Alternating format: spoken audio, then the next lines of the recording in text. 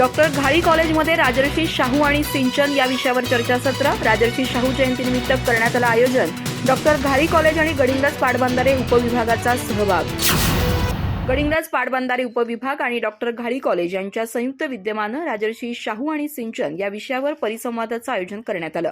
Doctor घाळी कॉलेजच्या हॉलमध्ये हा कार्यक्रम झाला. राजर्षी शाहू महाराजांच्या शतकोत्तर सुवर्ण महोत्सवी जयंतीनिमित्त याचं आयोजन करण्यात आलं होतं. डॉक्टर घाळी महाविद्यालयाचे प्राचार्य दत्ता पाटील यांची प्राध्यापक शिवाजी पाटील यांनी प्रकट मुलाखत घेतली.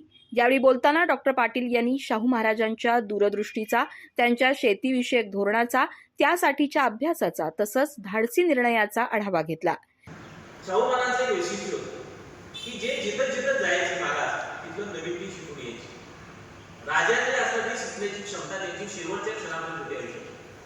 आणि त्यामुळे तिथून निघाल्यानंतर शाहू महाराजांना वाटलं की या माझ्या कर्वी संस्थानामधील ही जी सगळी शेतीचं जे सगळं क्षेत्र आहे हे जर बागायत करायचं असेल तर पाण्याची व्यवस्था आपण त्यात केली पाहिजे, सिंचनाची व्यवस्था आपण त्यात केली पाहिजे.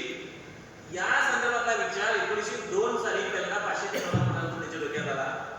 त्यानंतर 1907 पर्यंत सलग 5 वर्ष महाराज त्याच्यावरती विचार करतो.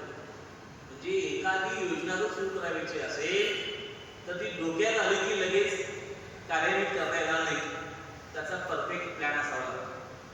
आज 21व्या शतकामध्ये आपण वावरत असताना नवीन शैक्षणिक धोरण आता आलं. यापूर्वी एक पर्स्पेक्टिव्ह प्लॅन ठेवला.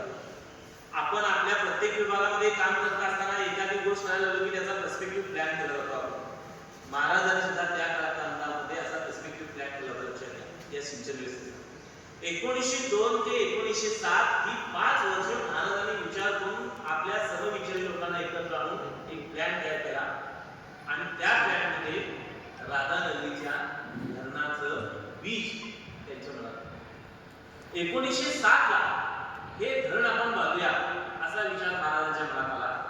जे सिंचन महाराष्ट्रातल्या सिंचन व्यवस्थेचा जन्म इथून झालेला म्हणजे महाराजांच्या निवासी नायब तहसीलदार श्री बुटे, उपअभियंता श्री फडतारे, उपप्राचार्य स्वाती क्षीरसागर आदींसह पाटबंधारे विभागाचे सर्व शाखा अभियंता आणि कर्मचारी उपस्थित होते.